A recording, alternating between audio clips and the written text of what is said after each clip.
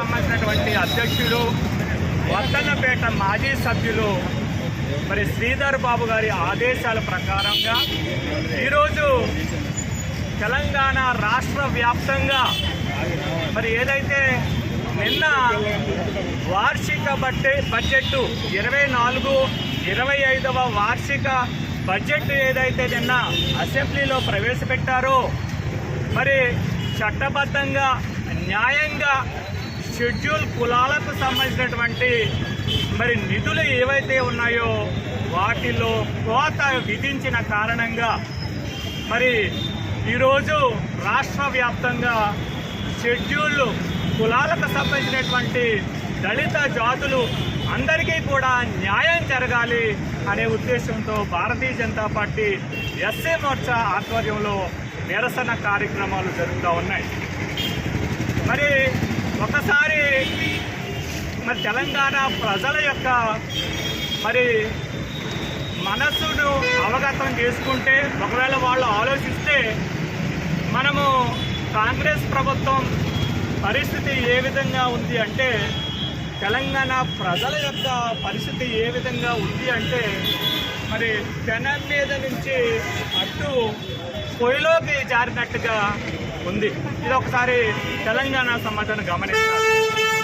మరి అనేకమైనటువంటి అవినీతి ఆరోపణలు, అవినీతి విధి విధానాలతో గత బీఆర్ఎస్ ప్రభుత్వం నెట్ట నిలువున తెలంగాణ ప్రజలను అందులోనూ మరి షెడ్యూల్ కులాలను మరి అనేక విధాలుగా దళిత బంధు పేరుతో కానీ సప్లా నిధులను విడుదల చేయకుండా ఉండటమే కానీ అనేక రకాలుగా బాధించింది. మరి రేవంత్ రెడ్డి ప్రభుత్వం 24-25 వార్షిక సంవత్సరంలో ఏదైతే 36,000 మరి 350 కోట్లు ఉన్నటువంటి మరి బడ్జెట్ రేవంత్ రెడ్డి ప్రభుత్వం నిన్న ప్రవేశపెట్టిన వార్షిక బడ్జెట్లో అది 33,000 కోట్ల మరి 150 కోట్లుగా కుదించింది. అంటే సంవత్సరం జనాభా పెరిగినప్పుడు సంవత్సరం మరి కనీస వ్యక్తిగత అవసరాలు పెరిగినప్పుడు మరి కులవారీగా బడ్జెట్ పెంచాలా తగ్గించాలా? ఎందుకు తగ్గించారు? సుమారు మరి 3,600 కోట్ల బడ్జెట్ను చట్టబద్ధంగా న్యాయబద్ధంగా షెడ్యూల్ కులాలకు సంబంధించినటువంటి రావాల్సినటువంటి నిధులను ఎందుకు రేవంత్ రెడ్డి ప్రభుత్వం మరి తగ్గించింది? మరి దీనికి ఖచ్చితంగా తెలంగాణ దళిత సమాజానికి రేవంత్ రెడ్డి సమాధానం చెప్పాల్సినటువంటి అవసరం ఉంది. మరి పార్లమెంటు ఎన్నికలప్పుడు కేంద్ర ప్రభుత్వాన్ని విమర్శిస్తూ రిజర్వేషన్లు తీసేస్తారు భారతీయ జనతా పార్టీ వస్తే. అంతేకాకుండా భారతీయ జనతా పార్టీ షెడ్యూల్ కులాలకు వ్యతిరేకంగా పనిచేస్తుందని మరి అబద్ధాలు చెప్పినటువంటి రేవంత్ రెడ్డి ఇప్పుడు చేసింది ఏంటి అని ఈ సందర్భంగా ఎస్సీ మోర్చా రాష్ట్ర శాఖ తరఫున మరి ప్రశ్నిస్తూ ఉన్నాం. ఒకసారి గమనిస్తే కాంగ్రెస్ ప్రభుత్వం 2 సార్లు డాక్టర్ బిఆర్ అంబేద్కర్ భారత రాజ్యాంగ నిర్మాత అయినటువంటి డాక్టర్ బిఆర్ అంబేద్కర్ని ఓడించినటువంటి సందర్భం ఒక్కసారి మనం గుర్తు తెచ్చుకోవాలి.